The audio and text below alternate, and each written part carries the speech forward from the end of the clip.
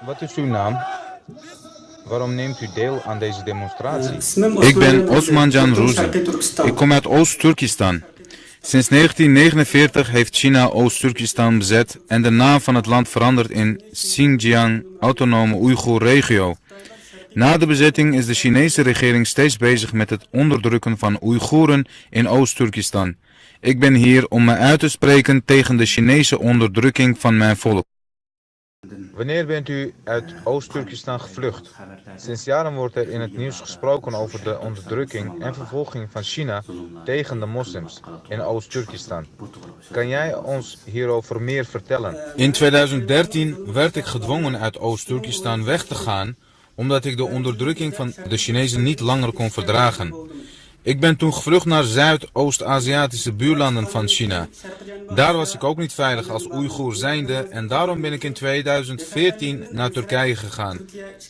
Wat er in het nieuws wordt verteld over de situatie in Oost-Turkestan is allemaal waar en het is zelfs nog erger. Sinds China Oost-Turkestan heeft bezet is er geen dag geweest zonder onderdrukking tegen Oeigoeren en hiervoor verzinnen zij verschillende redenen als excuus. Na de bezetting van 1949 is China voortdurend bezig schade aan te brengen aan het geloof, cultuur, mensenrechten en gewoontes van Oeigoeren. Bijvoorbeeld, in de jaren 1950 en 60 heeft China Oeigoeren onderdrukt met het excuus dat Oeigoeren een relatie zouden hebben met de Sovjet-Unie en westerse landen. In de jaren 60 en 70 heeft China vele Oeigoerse intellectuelen en moslimgeleerden vermoord omdat China bezig was met de zogenaamde grote proletarische culturele revolutie. In deze tijd hebben ze de moskeeën veranderd naar varkensstallen en lieten ze de imams van de moskee de varkens verzorgen. Sinds 1984 heeft China geboortebeperking als beleid ingevoerd. Volgens het beleid mogen Oeigoeren niet meer dan 2 kinderen krijgen. Er zijn meer dan 30 miljoen baby's en vrouwen omgekomen door dit beleid. Na de gebeurtenis in 11 september 2001 heeft China nog meer mensen vermoord. Dit is gebeurd onder het mom van bestrijden van etnische separatisten en China was zogenaamd bezig met bestrijden van islamitische terrorisme. Nadat Xi Jinping president van China werd, is de onderdrukking en vervolging tegen Oeigoeren nog erger geworden. U zei net dat u eerst naar Turkije bent geweest, maar om welke reden of redenen bent u naar Nederland gekomen? Omdat wij Oeigoeren in cultuur en taal heel erg dichtbij zijn met het Turkse volk in Turkije, dacht ik dat Turkije veiliger zou zijn dan Zuidoost-Aziatische landen. Dit is de reden dat ik naar Turkije ben gegaan. In Turkije heb ik mijn best gedaan om de onderdrukking en vervolging van China tegen de Oeigoeren te laten horen. Sinds oktober 2016 heeft Turkije een paar Oeigoerse mensenrechtenactivisten zoals Abdul Qadir Yabgan en Ibrahim Damollam gearresteerd. China heeft nog gebruik gemaakt van de spionnen die in Turkije wonen en bedreigden de Oeigoeren in Turkije via social media zoals WhatsApp en WeChat. Ze dreigen met vervolging en gevangenschap van de ouders en families die nog steeds in Oost-Turkestan wonen. Sindsdien zijn sommige Oeigoeren vermist. Toen ben ik tot de conclusie gekomen dat Turkije ook niet zo veilig is voor de Oeigoeren. Voor mijn veiligheid ben ik daarom naar Nederland gekomen en heb hier asiel aangevraagd. U zegt dat 11 september een goede kans is geweest om Oeigoeren in China te onderdrukken. Kunt u ons hierover meer vertellen?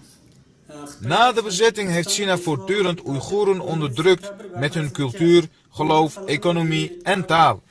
Na 11 september hebben vele westerse landen samengewerkt om tegen islamitische terrorisme te gaan strijden. China heeft dit gebruikt als een gouden kans om de assimilatie en onderdrukking tegen de Oeigoeren op te voeren. Voorbeeld, na 11 september is het verboden om naar een moskee te gaan, te bidden en te vasten voor mensen onder de 18 jaar en voor ambtenaren. Zelfs het dragen van een hoofddoek en lange jurk zien ze als een terroristische gedrag. Veel Oeigoerse studenten en imams zijn gearresteerd omdat zij zogenaamde terroristische ideeën zouden hebben.